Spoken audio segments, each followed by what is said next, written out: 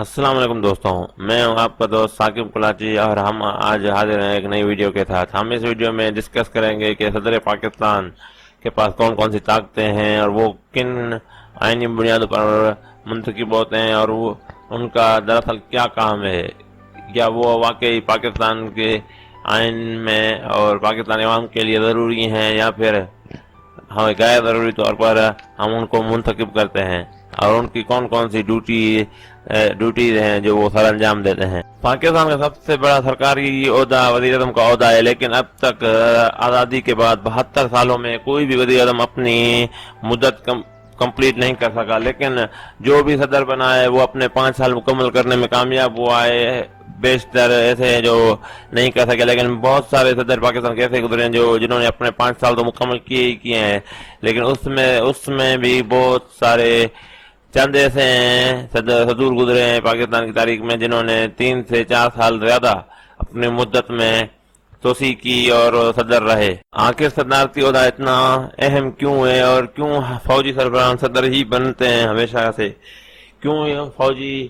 سربراہ صدر بننے کے لیے آئین میں تبدیلیاں کرتے ہیں، کبھی کبھی آئین کو منسوخ ہی کر دیتے ہیں؟ آج ہم یہ سب ڈسکس کریں گے اور بتائیں گے آئین پاکستان کے حساب سے صدر پاکستان کو کون کون سی طاقتیں ہیں، کون کون سی مراعات ہیں، اور کون کون سے پاکستانی صدور ہیں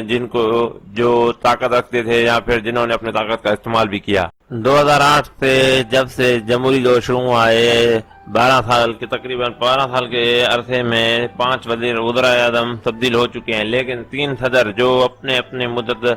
مکمل کرنے میں کامیاب ہوئے ہیں۔ ان میں پہلے صدر آصف علی زرداری جو پیپلز پارٹی سے تعلق رکھتے تھے، انہوں نے اپنے 5 سال مکمل کیے۔ پھر آئے صدر ممنون حسین جو نون لیگ سے تعلق رکھتے تھے، انہوں نے بھی اپنے 5 سال مکمل کیے، اور آج کل جو ہمارے صدر ہیں وہ ڈاکٹر عارف علوی صاحب۔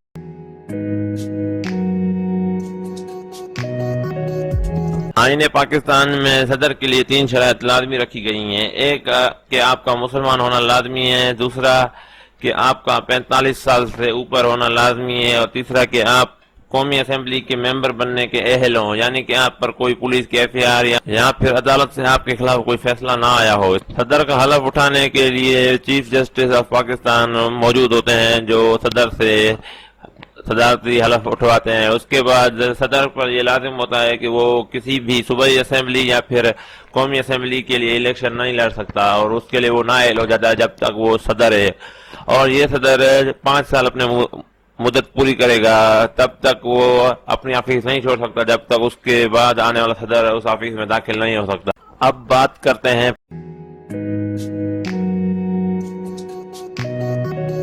پاکستانی صدروں کے پاس کون کون سی طاقتیں ہیں، یا پھر وہ صرف 23 مارچ کو تمغے دینے کے لیے ہی حاضر ہوتے ہیں۔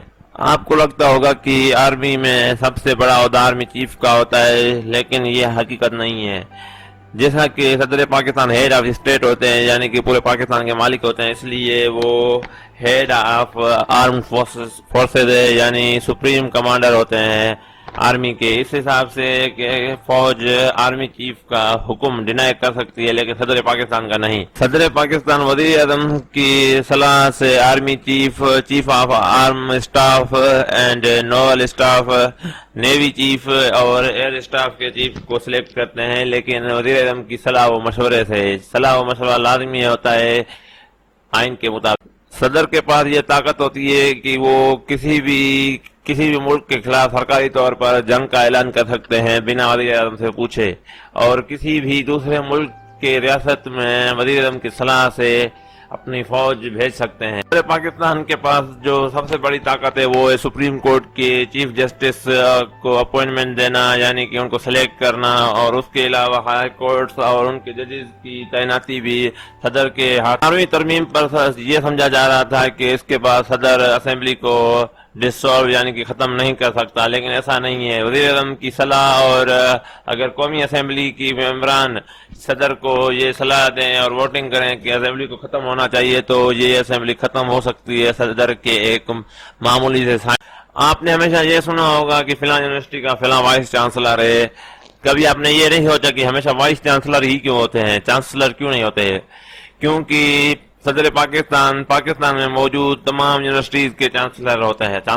ہے، اور یہ سب سے بڑا عہدہ ہے کسی بھی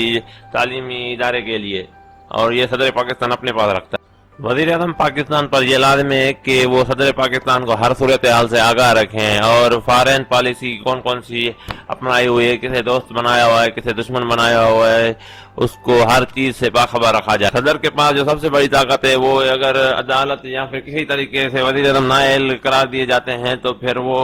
اپنی مخصوص طاقت کو استعمال کر کے اس انسان کی سزا کو سسپینڈ کر سکتے ہیں یا پھر کالعدم قرار دے سکتے ہیں جس کو عدالت نے مجرم قرار دیا ہو۔ صدر پاکستان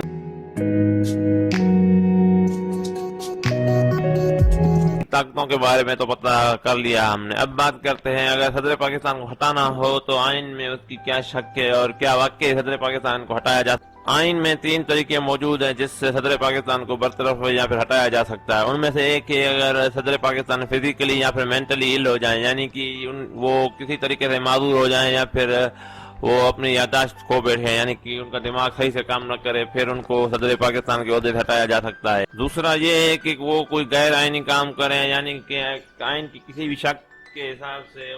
وہ اس کی خلاف ورزی کے طور پر کوئی اور عمل پیش کریں تو ان کے خلاف ایک آرڈیننس لایا جا سکتا ہے قومی اسمبلی میں اور ان کو ہٹایا جا سکتا ہے۔ تیسرا طریقہ یہ ہے کہ وہ خود استعفیٰ دے دیں۔ صدر اگر پاکستان میں کچھ زیادہ وقت کے لیے غیر موجود ہوں تو ان کی جگہ پر چیئرمین سینیٹ نائب صدر کے لیے اہل ہوتے ہیں اور وہ نائب صدر کی ذمہ داری سنبھالتے ہیں۔ اگر چیئرمین سینیٹ بھی موجود نہیں ہے تو اسپیکر قومی اسمبلی اس ذمہ داری کو نبھاتے ہیں، لیکن پاکستان میں کوئی بھی نائب صدر نہیں بن سکتا۔ امید ہے آپ کو سمجھ آ گئی ہوگی کہ صدر پاکستان کیوں ہے اور اس کا آئین میں کیا حق ہے، کیا طاقت ہے اور کیوں پاکستان کو اس کی ضرورت ہے۔ اگر یہ ویڈیو آپ کو اچھی لگے تو ہمارا چینل سبسکرائب کریں، بیل بٹن دبائیں اور یہ ویڈیو لائک کر کے شیئر ضرور کریں۔